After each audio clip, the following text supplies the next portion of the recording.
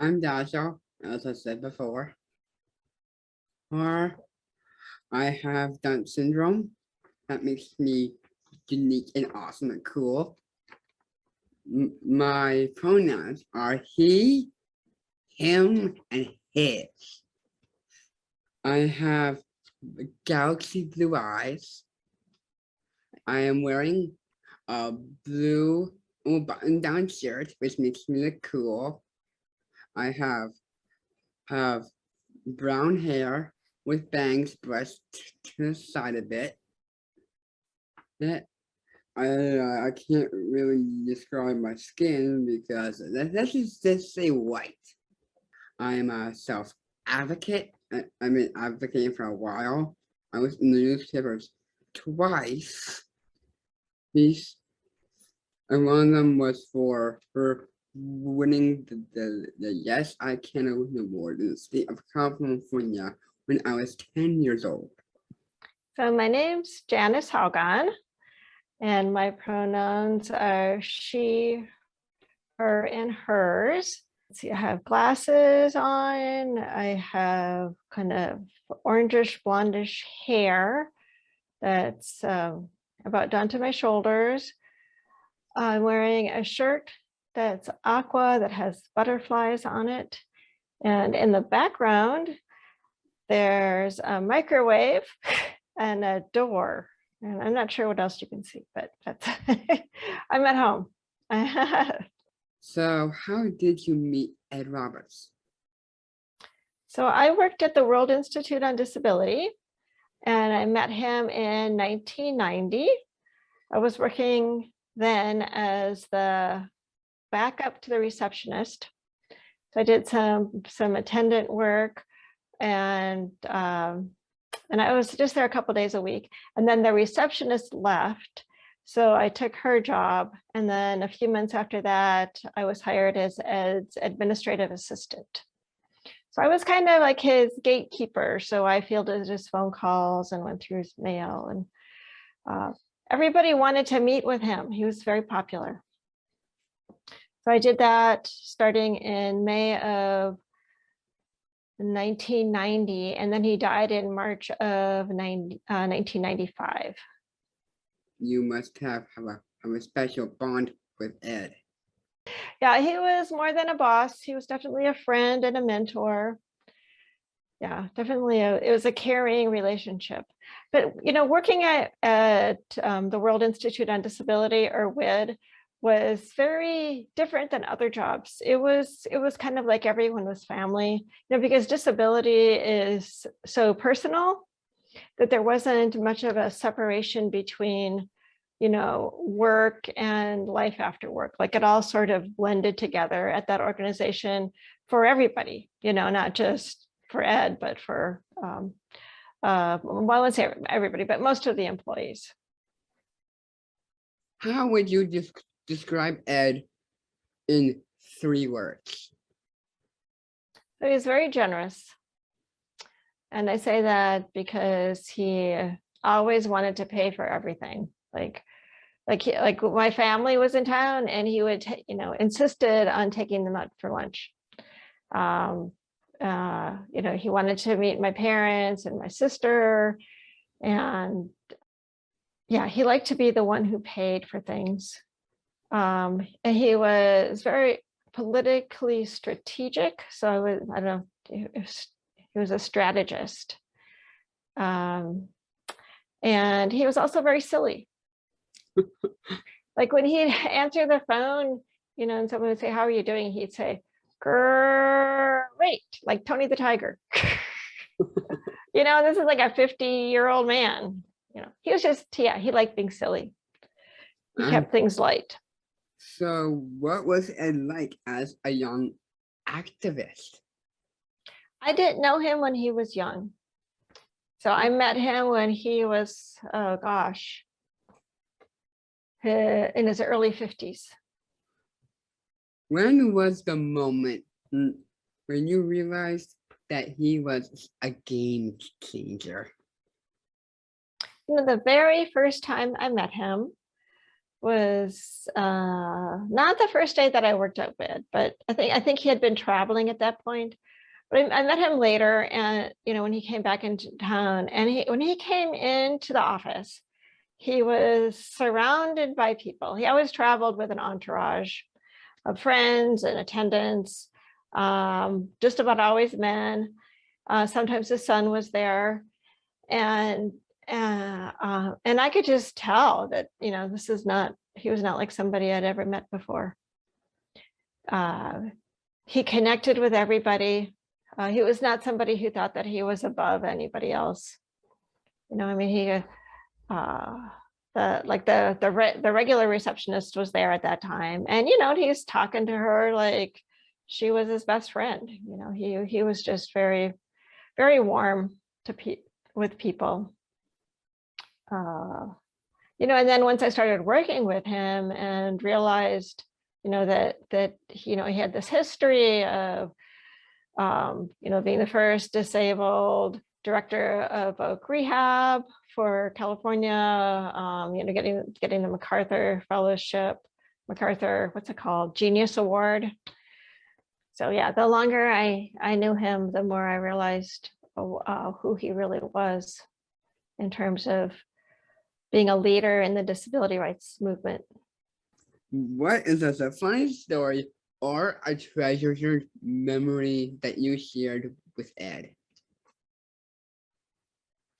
Funny story.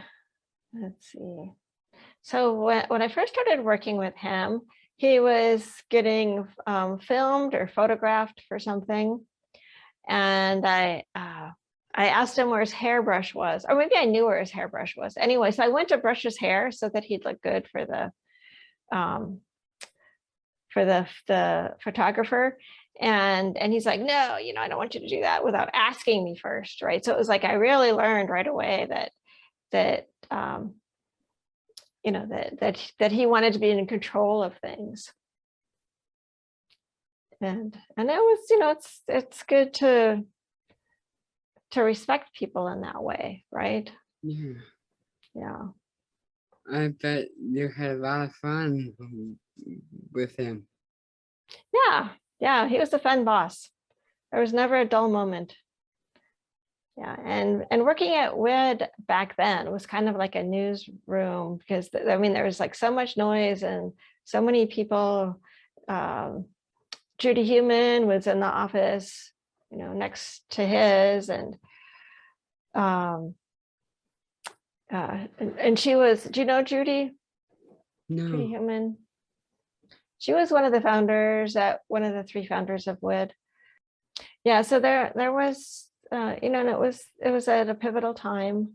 The ADA had just been passed the year before, 1990. So it was a very exciting time in the disability rights movement. Lots of things were changing. That's a really awesome story. Thank you for telling me. Sure. So what wisdom did Ed put on you? Well, I'm going to tell you 2 things. So what I noticed about Ed that was different than other people was that he really brought out the best in the people around him. And I was curious about how he did that. And I do have some theories, and I'll tell you what I think he did. He didn't diss people behind their backs, at least in his relationship with me. At least I never saw that. And maybe he did it with his close friends, but he was a very positive person. And then he was really supportive of people. He stayed positive. He had an optimistic attitude. He was very hopeful. And then, like I said before, he was silly. I never saw him angry about anything. Never saw him upset about anything. And then he didn't identify as a victim. Even though he had polio and he had severe paralysis, he did not identify as a victim of polio. He had polio, that's what he said. He said, I had it, but I'm not a victim of polio or a victim of anything else. And he didn't take offense. If somebody did something that was not nice or whatever, he just rolled with it. And then I think he was very honest too. Like, he was when he was first disabled, when he first had polio, he wanted to die, and he was, he tells a story over and over again when he talked in front of audiences. It wasn't a secret. Like, he was real open about his wanting to kill himself, and and I think that sort of honesty, I think, is disarming too. So anyway, so the first thing then is that he was really amazing in how he brought out the best in other people. And the other thing was how he prevented infighting within the movement. He was absolutely magical, I thought, in how he would bring people together to focus on something. And these are my theories on how he did that. It wasn't just that he was a leader. Some people can, be a leader, but they have a path of destruction. They leave a path of destruction behind them, But he was not like that. If something went wrong, he just would immediately take responsibility for it, even if it wasn't his responsibility. He just said, "Oh, it's my fault," and then you just move on. So there wasn't any of this finger pointing, you did it, it's your fault, that kind of thing. And he would say over and over again to not to focus your anger on what you're angry about, and not let it spill out over onto the people that love you or that you love. If you're upset about inaccessibility, focus on that, and don't be grumpy and mean to your caregivers or your kids or your parents or your lover or whatever. He was great at prioritizing.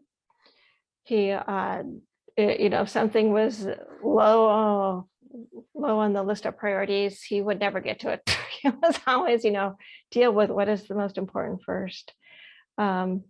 He wanted everyone to be empowered. It wasn't like he was trying to take power for himself and take it away from other people. He wanted everybody around him to be empowered. And he totally believed that anyone, and if someone is homeless or somebody has some sort of psych disability, that everyone deserved respect and acknowledgement. He wasn't elitist or snobbish at all. And then he spent most of his time actually mentoring people. When I was working for him, he did a lot of traveling. Have you heard of Partners in Policymaking? No. So that was big back in the 90s. And it was all in a bunch of different states. I don't know if it was in all states, but he would travel and he to these Partners in Policymaking workshops, and he worked with people with disabilities and people and parents of people with disabilities, but just basically teaching people how to advocate for themselves. So anyway, he was incredible at bringing people together, and I think that's that's my theory. Those are my theories as to why he was so successful as a leader. So what role did Ed play in your life, and how did he affect you? So when I was working at the World Institute on Disability, I found out that I had a brain tumor, and he was very kind around giving me time off from work and visiting me in the hospital, and just making sure that I was really supported through that procedure. it was a difficult time. I supported him and he supported me. It was definitely a working friendship, a working relationship in that sense. So what should people like me be advocating for to carry on what it started? I think what was needed in the disability rights movement back in the 90s is different, was different than what is needed now. Because some things have been accomplished. There's a lot more accessibility. The world's not like it was in 1980 or 1970. It's you go everywhere and there are curb cuts and accessible bathrooms, and it's a much more disability friendly place than it used to be. Ed was kind of at the very beginning of technology. Like he didn't have a cell phone, and very few people had cell phones back then. But he really wanted to. He was really interested in that. I think that if he had lived longer, he would have had gotten Dragon speech to text. Yeah. So he didn't really do any typing himself. He'd have to have someone, he dictated and someone would type for him. So so many of these things that he would have loved weren't even around back then. But he was really interested in them and was looking forward to them coming out. Yeah, so I don't even know what if he was alive right now, what he would be focused on. I see more and more people like you who are young and disabled and really concerned about climate change, concerned about the environment. And, it's not necessarily a disability issue, but it's it's an issue for everybody. So I'm guessing that he would probably have some focus toward that if he was around now. And be supportive of people who wanted to do that. I think that, when there are natural disasters, like, fires and earthquakes, hurricanes, floods, that when people, have mobility challenges, that it's much more difficult to be safe during a disaster. So that's another that's a way that the world has changed, and that people with disabilities really need to prepare. I don't know if he would be doing that, but I think that's kind of one direction that the movement has gone in the past, I don't know, five years or so. He was very into his family, his son, and he cared a lot about that, about people with disabilities being able to have kids, have relationships, have children, have the supports that they needed to make that happen. Do you want to have kids? Yes, but my family, like, you can't be a father. You can only be an uncle.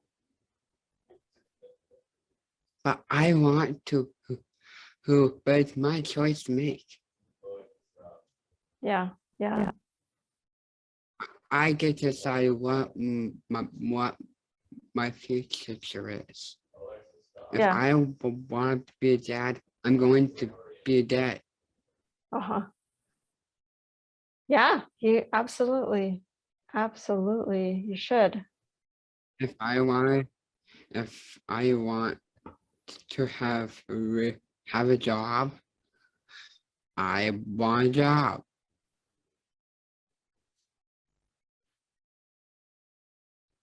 So what would be Ed's dream for the disability community today? I think that he would want economic empowerment. Want to see people with disabilities having jobs, good paying jobs, paying taxes, being financially independent as much as possible. One thing we didn't talk about at all was the Ed Roberts campus. Have you been to the Ed Roberts campus in Berkeley? No. No, it hasn't. So after Ed died, there were a number of different disability organizations in Oakland and in Berkeley that decided to work together to build, well, they call it a campus, but it doesn't have anything to do with school. It's just basically an office building with lots of disability organizations in it. And he died in 95, I believe. And that was not completed until 2010. So, 15 years later, it took a long time to get funding and a long time for it to be built. I wanted to find a place and all that. And there have been a number of other buildings named after Ed all over the world. So part of my job after Ed died was collecting all these different obituary type thing, that were written, and then also keeping a paper trail on his legacy. Even though he passed away, there were, he still was honored in different ways. Anyway, so the organization that I worked for ended up moving to the Ed Roberts campus in 2010. And it's kind of a neat place. It's right by a BART station. It's like literally above a BART station. And it's very accessible in just amazing ways. But so it's very friendly. There's this huge sort of circular wheelchair ramp in the middle, but it has elevators, and it has some fountains so to help people who are blind orient themselves to which direction they're going inside the building. But anyway, so it's like a state-of-the-art accessible office building. Sounds like a cool place to go to. Yeah, it was fun working there. I left in 2015, but I really enjoyed working there. And it's just nice to collaborate, being able to collaborate with people in other organizations, as opposed to being all spread out. And especially nice that it was close to BART.